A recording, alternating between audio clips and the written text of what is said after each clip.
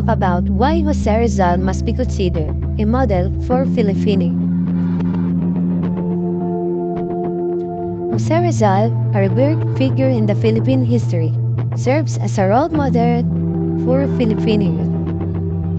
His life, values, and accomplishments provide valuable lessons and inspiration for the younger generation. Rizal's deep love for the Philippines is evident in his unwavering dedication to its progress and freedom.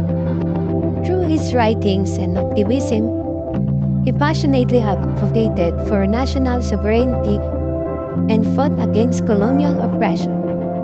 Rizal's commitment to country serves as a reminder to Filipino youth of the importance in embracing heritage, working towards a better future for their nation. Rizal strongly believed in the transformative power of education. He recognized that knowledge and intellectual development were crucial for personal growth and societal progress. Rizal's advocacy for educational reforms and his establishment of schools demonstrates his commitment to empowering the youth through education. Filipino youth can draw inspiration from Rizal's passion for learning and prioritize education as a means to achieve their goals and contribute to society. Rizal courageously stood against social injustice prevalent against the Spanish colonial period. His writings expose the oppressive nature of the colonial government and shed light on the plight of the Filipino people. Rizal's fight for social injustice serves as a powerful reminder to the youth that they have a voice and their responsibility to challenge and change unjust systems.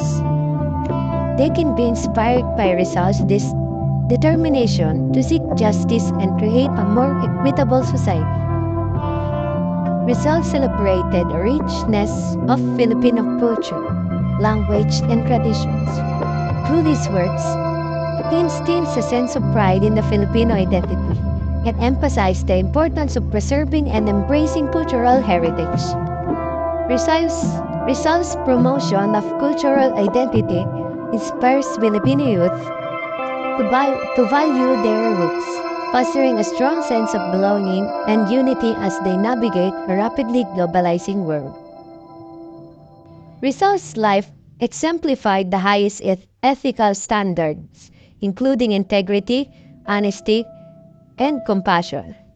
He consistently practiced what he preached, demonstrating his unwavering commitment to his principles. Rizal's emphasis on ethics and values encourages Filipino youth to develop moral character and make responsible decisions. By following Rizal's example, they can contribute positively in their communities and create a more ethical and compassionate society. In conclusion, Jose Rizal's exemplary life and contributions make him a model for Filipino youth.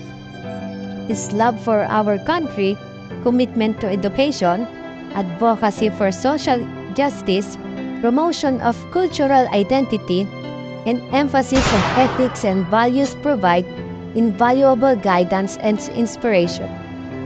Filipino youth can learn from Rizal's unwavering dedication to his principles and his unwavering pursuit of a better Philippines.